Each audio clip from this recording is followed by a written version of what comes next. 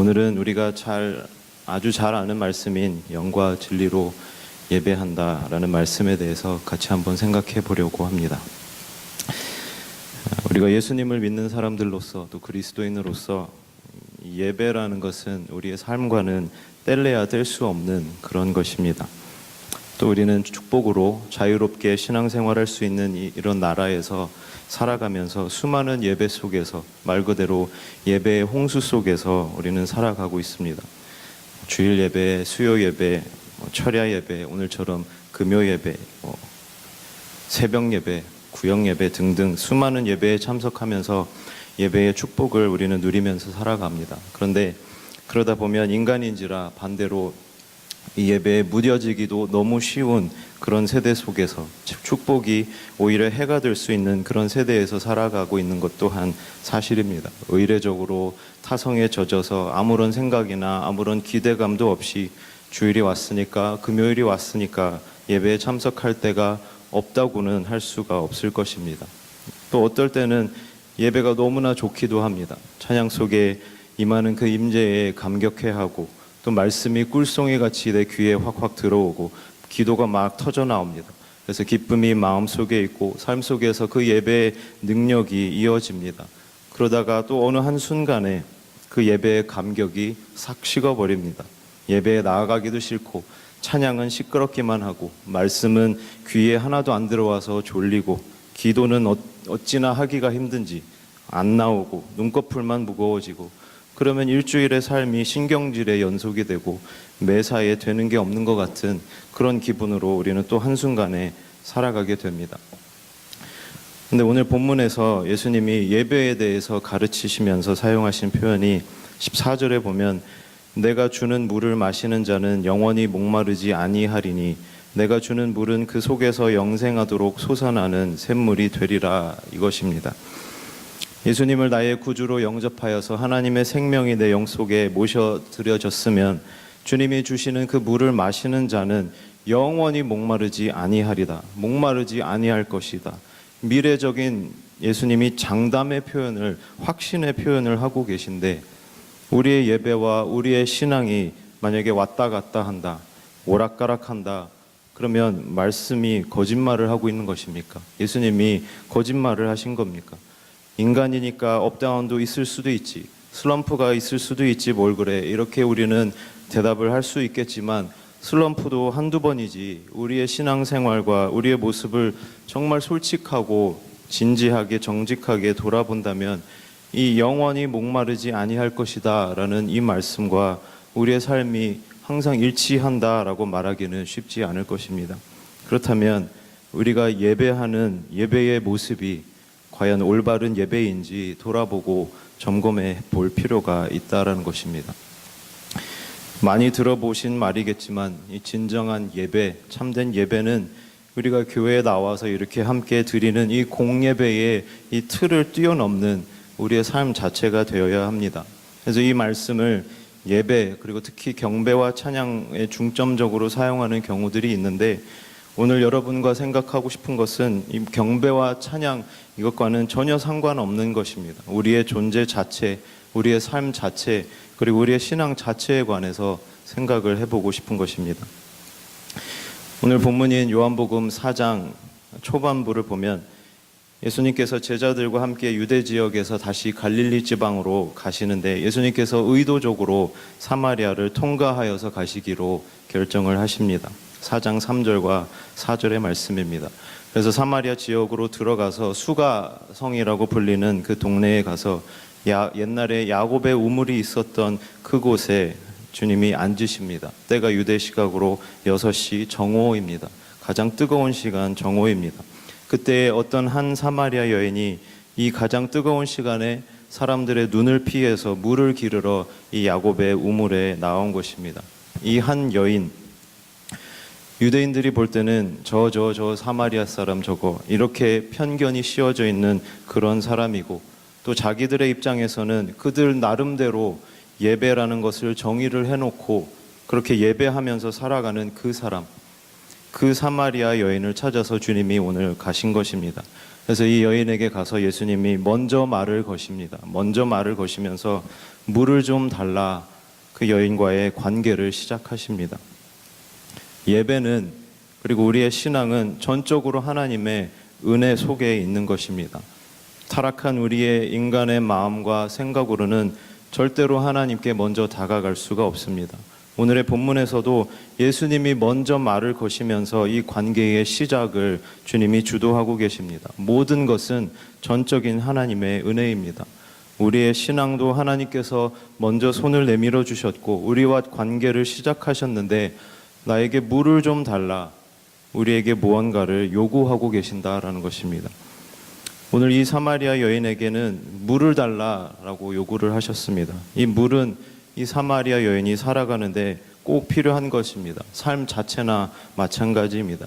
그래서 죄인으로 여겨지던 그 당시의 사회의 통념으로 인해서 아무도 나오지 않는 그 시간을 사용하여서 다른 사람들의 눈을 피해서 가장 뜨거운 한낮에라도 이 여인은 반드시 그 물을 기르러 와야 했던 것입니다. 그런데 주님은 그것을 요구하시는 겁니다. 삶의 주도권, 곧 삶의 주권을 주님께서는 요구하고 계시는 것입니다.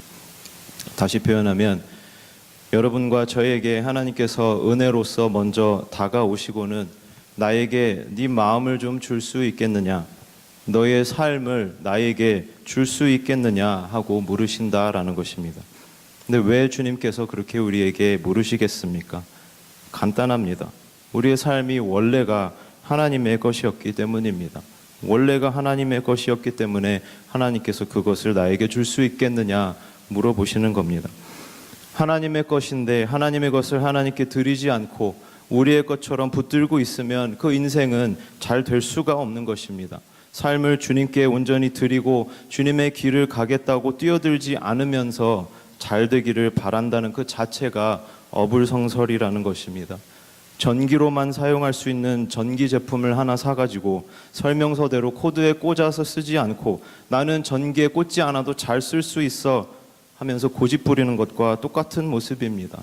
하나님의 피조물로서 하나님께 드려져야 올바로 살아갈 수 있는 우리의 삶을 주님께 드리지 않고 우리는 잘 살아갈 수 있다라고 아집을 부리고 있다라는 것입니다. 당연히 해야 하는 것을 우리는 하지 않을 때가 많다라는 것입니다. 하나님께서 은혜로서 우리에게 다가오셨을 때에 그 손 내미시는 은혜를 우리는 흘려버리지 말아야 하고 무시하지 말아야 할 것입니다. 예수 그리스도를 영접하겠다는 그 처음의 결단도 사실은 전적인 은혜로 찾아오신 그 하나님의 은혜에 우리가 반응하여서 받아들인 것이고, 마찬가지로 그때 우리의 영속에 들어온 하나님의 생명이 또 한 번 우리에게 나에게 물을 좀 줘라, 나에게 이제는 네 마음을 좀 줘라, 나에게 완전히 네 삶을 한번 맡겨보지 않겠느냐라고 마음을 주실 때에 우리는 날마다 그것에 반응을 해야 하는 것입니다. 우리는 살아가면서 너무나 자주 우리 자신을 바라봅니다. 내가 너무나 중요한 것입니다. 하나님을 보지 않고 하나님의 말씀을 신뢰하지 않고 내 자신을 너무 소중하게 바라보고 내 생각과 이 세상의 생각에 대한 아주 확고한 믿음을 가지고 우리는 살아갑니다. 하나님 말씀은 못 믿는데 세상의 것은 너무나도 잘 믿습니다. 사실은 나도 그렇고 세상도 다 하나님의 것인데, 하나님의 주인이신데 나와 세상만 바라본다라는 것입니다. 그러니까 하나님을 볼 수 있는 눈이 없는 것입니다. 나만 바라보면 하나님의 부르심의 반응은 둘 중에 하나로 나타나게 되어 있습니다. 나와 세상이 너무 좋아서 그 부르심을 붙들 필요도 없다라고 교만해지거나, 아니면 나의 더러움과 죄인됨을 보고 내까짓 게 뭐 어떻게 감히 주님께 드릴 수 있어 라고 겸손 아닌 역시 교만의 반응이 나옵니다. 둘 다 교만한 것입니다. 인간과 세상에 갇힌 우리 눈을 붙들고는 하나님을 절대로 볼 수가 없다라는 것입니다. 오늘의 사마리아 여인도 예수님이 물을 좀 달라라고 하시자 대답한 것이, 어찌하여 나 같은 사마리아 여자에게 말을 거십니까? 당신과 같은 유대인들은 우리 사마리아 사람들을 상종도 하지 않지 않습니까? 이렇게 대답합니다. 이 사마리아 여인도 자신을 바라보는 겁니다. 무시받는 사마리아인이라는 그 상황, 그리고 남편이 여럿 있는 그 부정하다라는 그 상황, 그래서 하나님을, 자신 앞에 와 있는 그 메시아를 바라볼 수 있는 눈이 없는 것입니다. 그런데도 하나님은 그 삶이라도 그 삶조차도 전체를 요구하고 계시는 것입니다. 우리가 주님께 우리의 삶의 주권을 온전히 드리지 못하는 이유는, 또 드리기 어려워하고 드리기 힘들어하는 이유는 하나님의 선물과 하나님을 온전히 알지 못해서입니다. 오늘 본문 10절을 보면 네가 만일 하나님의 선물과 또 내게 물 좀 달라 하는 이가 누구인 줄 알았더라면 네가 그에게 구하였을 것이요 그가 생수를 내게 주었으리라. 네가 알지 못하기 때문에 안 구한다. 알았더라면 당연히 구했을 것이다 라는 말씀입니다. 그러면 그 하나님의 선물이 무엇입니까?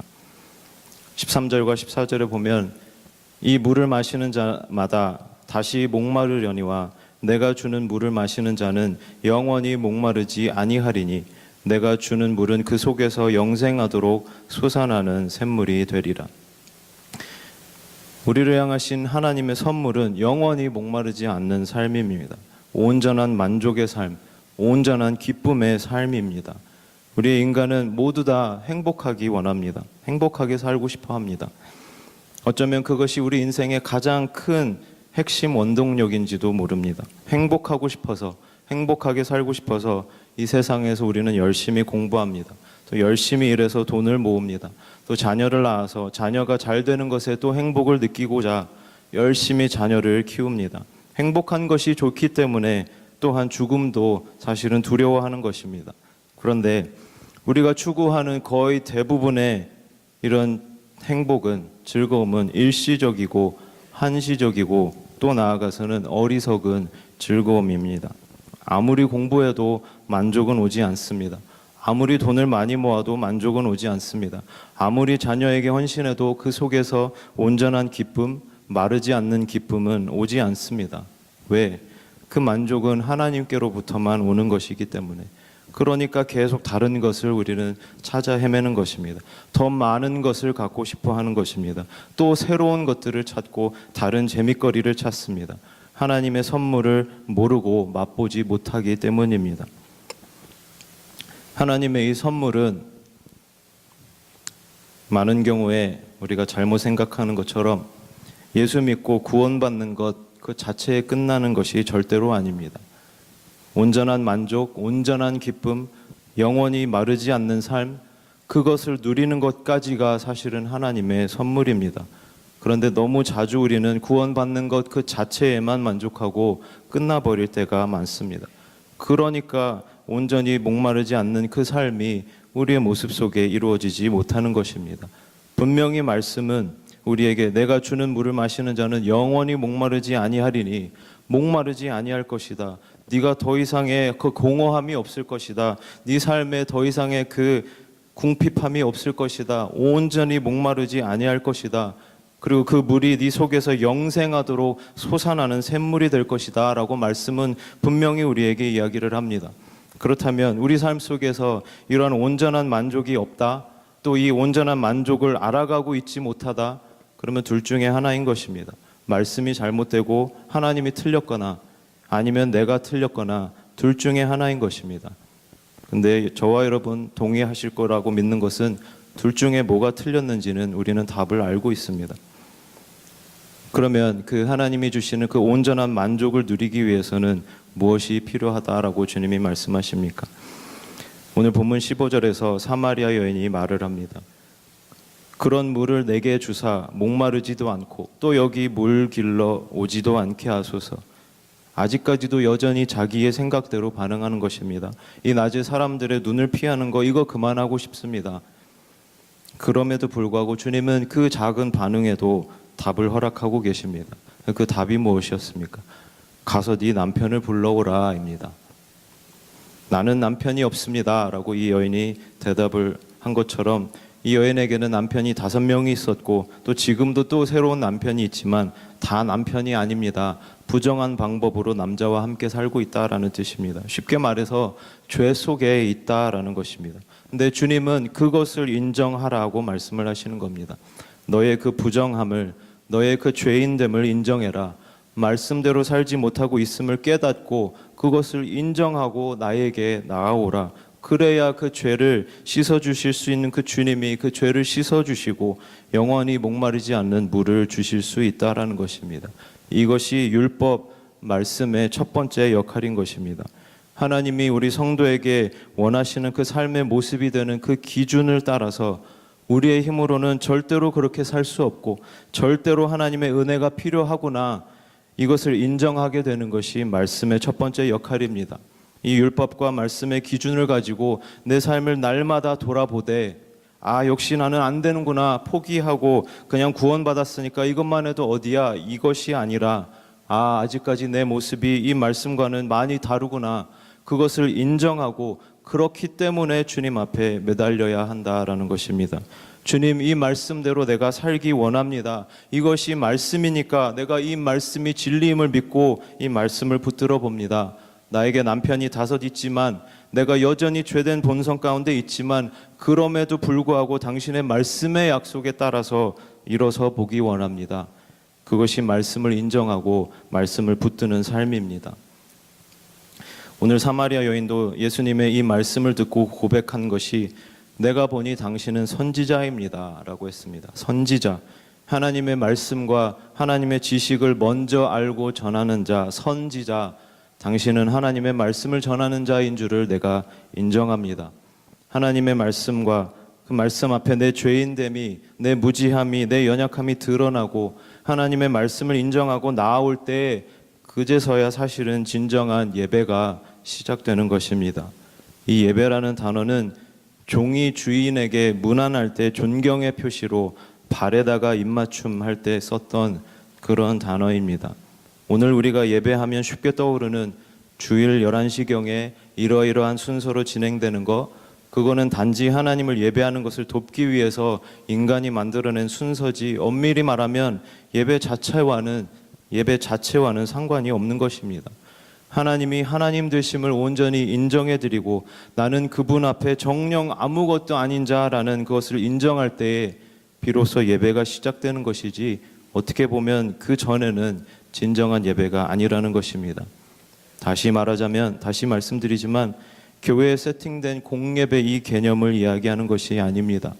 주인 되시는 주님 앞에 우리의 삶이 매 순간 드려지는 예배를 말하는 것입니다. 이 참된 인정이 우리 안에 이루어지지 않으면 반드시 크고 작은 여러 가지의 것들이 나의 예배와 하나님 사이에 끼어들기 시작합니다. 그것이 내 죄성이든 내 생각과 내 마음이든 아니면 세상의 개념이든 나아가서는 우리에게 익숙한 제도권의 교회 속에 학습한 것이든 상관없이 반드시 무엇인가가 예배와 하나님 사이에 끼어들기 시작합니다. 그러니까 사마리아 여인이 그 다음에 물어봅니다. 19절에 그런데 우리 조상들은 이 산에서 예배했고 당신들은 예루살렘에서 예배해야 한다라고 합디다. 진정한 예배가 무엇인지 알지 못하고 있는 것입니다. 전통적으로는 예루살렘에서 예배를 드려왔지만 유대인들이 이 사마리아인들을 무시하니까 사마리아인들은 자기들의 땅 안에다가 따로 제단을 만들어서 예배를 드리기 시작합니다. 우리 조상들은 이 산에서 예배를 드렸고 당신들은 당신이 거하는 예루살렘에서 예배해야 한다고 하는데 뭐가 진짜입니까? 물어보는 것입니다. 사도행전 7장에도 보면 44절부터 50절까지 스데반 집사가 돌에 맞아 죽기 전에 외치는 내용이 바로 동일한 내용입니다. 유대인들이 자기에게 이성을 잃고 노하여서 죽이려고 고소할 때에 대답하는 것이 이겁니다. 우리에게 광야에 장막이 있었다. 그것이 다윗의 시대까지 이어져 갔고 그 다음에는 솔로몬이 성전을 지었다. 그런데 하나님이 뭐라고 하셨냐? 기억해봐라 이겁니다. 사람의 손으로 지은 것에 내가 거하지 않는다. 온 땅이 내 발등상이고 온 하늘이 나의 보좌인데 내가 사람의 이러한 하찮은 건축물에 거한다라고 생각하느냐? 그런데 스데반이 말하기를 나 자신도 그러했고 너희 유대인들도 그 장소만 보느라고 그것을 너희와 하나님 사이에 예배에 끼워놓고 계속 성령을 거스른다라고 하는 것입니다. 아직도 모르겠느냐? 하나님은 우리 속에 거하기를 원하신다.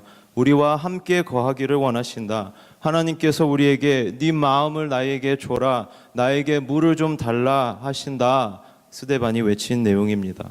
오늘 주님도 똑같은 말씀을 하고 계신 것입니다. 여자여 내 말을 믿어라. 이거 진짜다. 이 산에서도 말고 예루살렘에서도 말고 너희 한 사람 한 사람이 예배하는 것이다.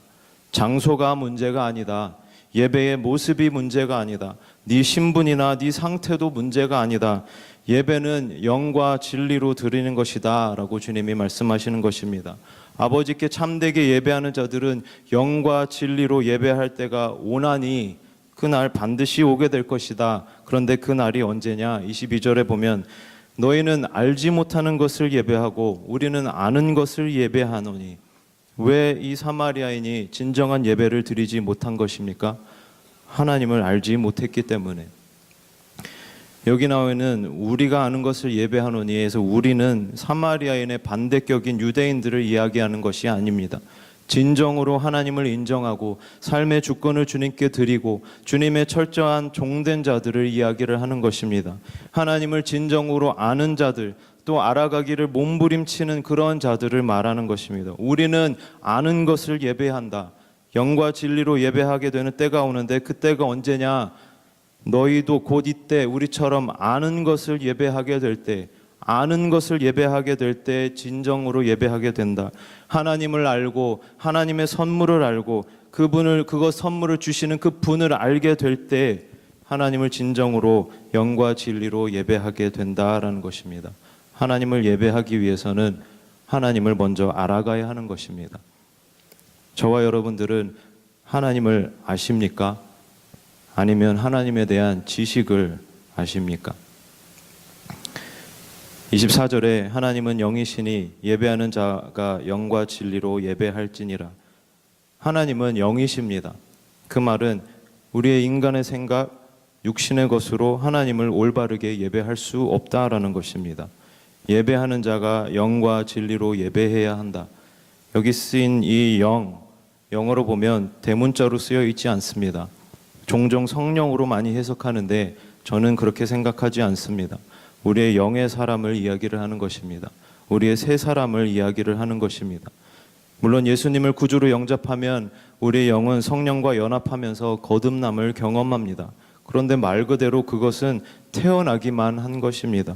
그 다음에는 자라가야 하는 것입니다. 아기가 처음에 태어나면 바로 엄마를 알아볼 수 있습니까? 갓난 아이가 처음에 태어나면 아예 시력이 없습니다. 아무것도 안 보입니다. 그러다가 4, 5개월 정도 지나서 0.2 정도의 시력을 갖게 되고 그 뿌연 그 시력으로 계속 보이는 얼굴이 저 사람이 내 엄마구나. 그 다음엔 저 사람이 아빠구나. 그렇게 하나하나 알아가는 것입니다. 처음에는 목도 못 가누고 그러다 점점 힘을 만들어서 목도 가누고 뒤집고 1년이 지나면 일어나서 걷는 것처럼 우리의 영의 사람도 태어났으면 거듭남을 경험했으면 커가야 하나님을 바로 갈 수 있다라는 것입니다. 성경에 나오는 알다, 안다는 지식적인 알을 이야기하는 것이 아니라 체득의 알을 이야기하는 것입니다. 성경 지식을 쌓는 것 말고 하나님을 경험해 가면서 알아가는 것을 말합니다. 그런데 어떻게 하나님을 알아가겠습니까? 말씀과 율법입니다. 말씀의 두 번째 역할입니다. 처음에는 내가 죄인임을 지적해주는 역할을 했다면 그 다음에는 성도로서 마땅히 살아가야 할 그 삶의 기준이 되어서 우리의 모습을 만들어가는 것이 말씀의 역할입니다. 하나님이 말씀의 하나님인데 말씀으로 모든 것 창조하시고 말씀으로 모든 것들을 섭리하시고 말씀으로서 모든 것들을 심판하실 것인데 당연히 하나님을 알아가는 것도 말씀의 순종함으로 알아가는 것입니다. 그러라고 말씀을 주신 것입니다. 영을 육으로 절대로 알아갈 수가 없습니다. 또 진리로 예배할지니라 몇 번 나누었듯이 이 진리는 예수 그리스도나 말씀을 이야기하는 것이 아닙니다. 어떠한 상황 속에서도 진실한, 성실한, 정직한 이러한 뜻입니다. 하나님의 말씀을 내 삶의 기준으로 삼고 나는 어떠한 상황이 와도 이 말씀 앞에 성실하게 서겠다, 정직하게 서겠다, 그렇게 결단하고 순종으로 몸부림치는 것이 예배라는 것입니다. 그래야 우리의 예배 속에, 우리의 신앙 속에 영원히 목마르지 않는 샘물이 솟아오르기 시작하는 것입니다. 이 진리의 신앙의 자세가 우리 속에 없기 때문에 우리의 신앙이 왔다리 갔다리 하고 업다운이 생기고 우리는 그것을 슬럼프라고 합리화하고 인간이면 그럴 수도 있지 정당화하는 것입니다. 내 기분이 안 좋고 삶에 어려움이 올 때는 낙심하고 또 반대로 삶에 좋은 일이 일어날 때는 또 그 기쁨에 취하고 사로잡혀서 하나님을 잊어버리고 하나님 앞에 한결같이 서 있지 못하게 되는 것입니다. 사실은 슬럼프가 아니라 영의 사람이 자라가지 못하고 있고 옛사람이 아직도 살아있다라는 증거입니다. 물론 사람이니까 당연히 그럴 수 있지만 그런 순간들을 우리가 어떻게 받아들이고 다시 일어설 것이냐, 아니면 그런가 보다 하고 넘어지는 것을 체념하고 받아들일 것이냐, 이거의 차이는 엄청난 것입니다. 하나님을 메사야에 인정하고 말씀을 붙들므로 내 영의 사람, 내 새 사람을 키워가고 그 새 사람으로 하나님 앞에 어떤 순간이 와도 한결같이 서겠다는 이 결단을 매일매일 새롭게 내리고 붙들고 서 있을 때에 우리는 사도 바울이 고백한 것처럼 내가 부할 때도, 내가 빈할 때도, 강할 때도, 약할 때도, 어떤 순간에라도 자족하는 법을 배웠다. 이 고백이 우리의 고백이 될 수 있는 것입니다. 오늘 이 저녁에 우리의 모습을 한번 돌아보는 시간이 되면 좋겠습니다. 우리는 어떠한 예배를 주님 앞에 드리고 있습니까? 교회에 나오는 예배를 드리고 있습니까? 아니면 내 삶의 매 순간과 모든 것이 주님의 것임을 인정하고 그렇기 때문에 더 주님과 주님의 말씀 앞에 바로 서기를 몸부림치면서 내 영의 사람을 깨우고 키워가고 있습니까? 또 특별히 올 한 해 우리 교회가 성경적인 사랑의 공동체를 만들어가기를 목표로 삼고 있는데 이 사랑도 결국에는 율법의 완성이라고 성경은 기록하고 있습니다. 우리가 먼저 이 말씀 앞에 죽고 이 말씀으로 다시 살아날 때에 비로소 우리 속에 마르지 않는 그 샘물이 흘러나옴으로 사랑의 공동체를 만들어갈 수 있는 것입니다. 다른 방법은 없습니다. 이 저녁에 우리가 영과 진리로 주님 앞에 서는 나 자신과 우리 교회가 되기를 간구하고 또 그렇게 서는 은혜로 채워지는 이 저녁이 되기를 주님의 이름으로 도전하고 축복합니다.